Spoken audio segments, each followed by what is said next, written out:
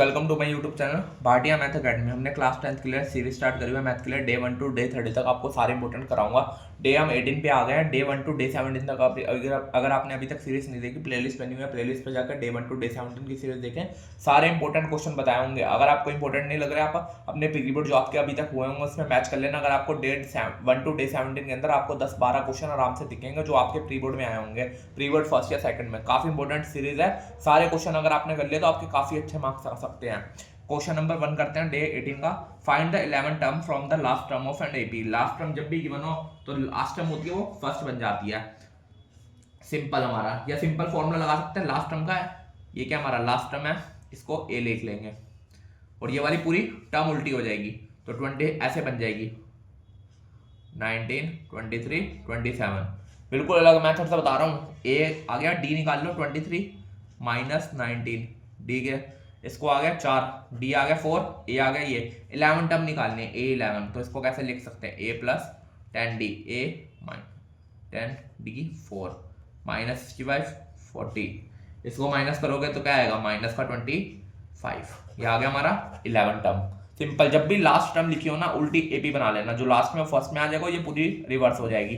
फिर ए हमारा ये हो जाएगा, डी हम माइनस करके निकाल सकते हैं a2 माइनस a1। डी आ गया, जो टर्म निकालनी है उसको निकाल लो। 16 होती तो ये लिख लेते a प्लस 15d, ऐसे लिख लेते हम कोई भी।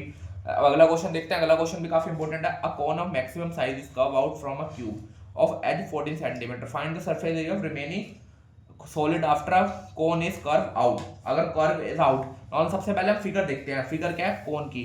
Curve out from a cube, cube में से पहले क्यूब की फिगर बना लेंगे।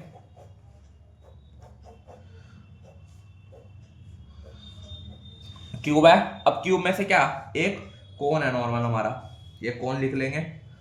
ये कोन है, ये फिगर हमारी।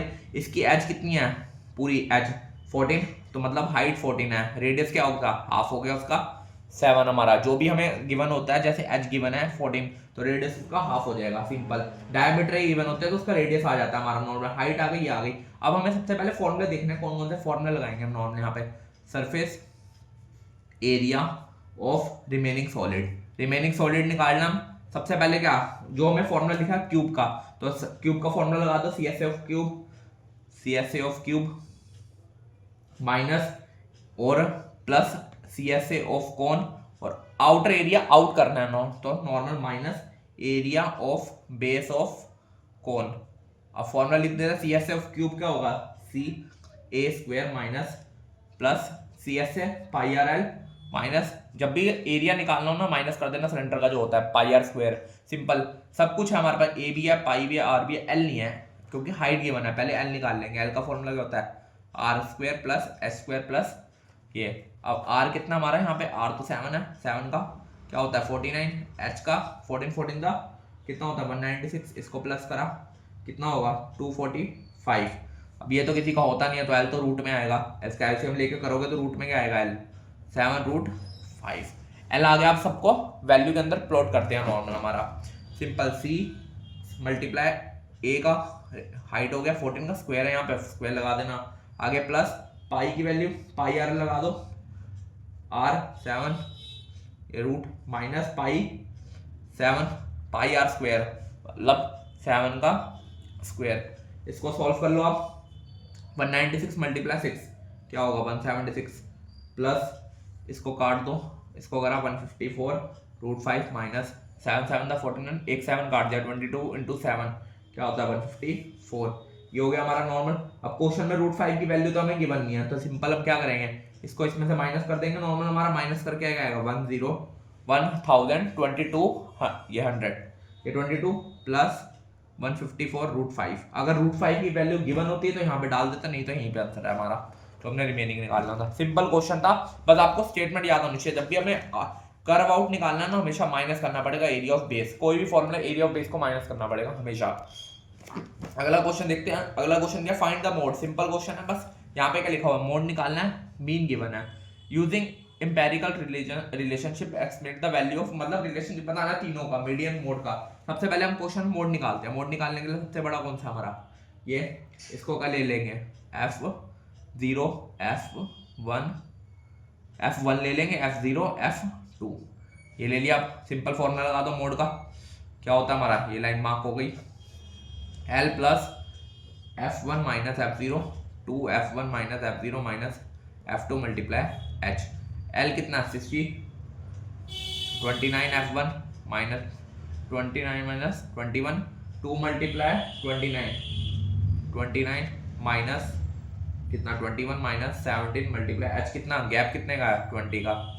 इनको सोल्व करेंगे, यह आएगा कितना 9 में 8, इसको करा 58 माइनस 21 माइनस 17 इंटू 20 60 प्लस 160, इसको माइनस कर डिवाइड कर दो, यहाँ पे हमारा जो भी आएगा हमारा 20 आएगा, इसको शायद 20 0 से 0 8, आंसर क्या आएगा 68। ये आ गया हमारा 68। मोड निकालना था, मोड निकाल लिया हमने 68। अब आगे देखा रिलेशनशिप बताना नॉर्मल, हमारे अगले पेज में रिलेशनशिप तीनों का होता क्या हमारा यहाँ पे, सिंपल 3 लिख ले 3 median equal to mode sorry mode plus 2 mean.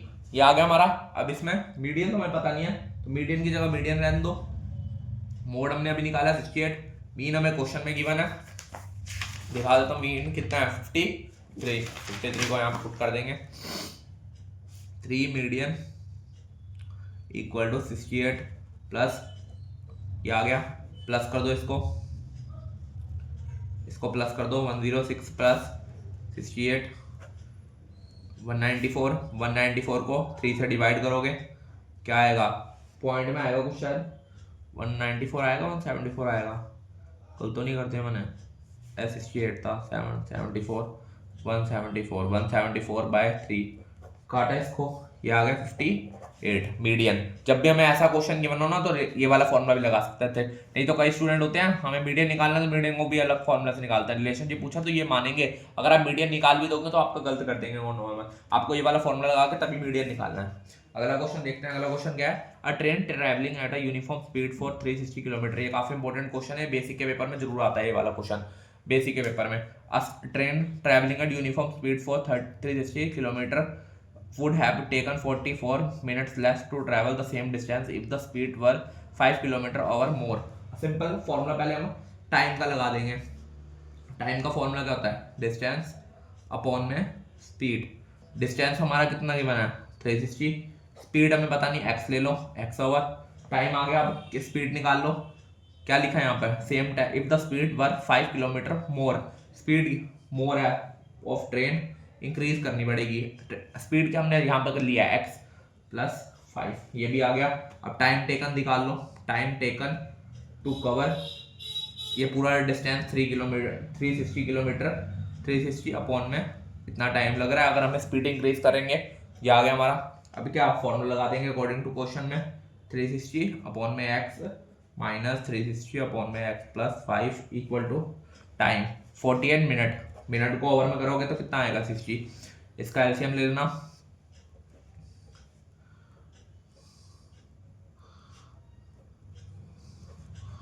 (48 upon में 60) ये आ गया। इसको ब्रैकेट करके ओपन कर दो, 360 है यहाँ पे, 360 x प्लस 360 को 5 से मल्टीप्लाई कर दो माइनस 360 x अपॉन में x square plus 5x equal to 48 upon में 60।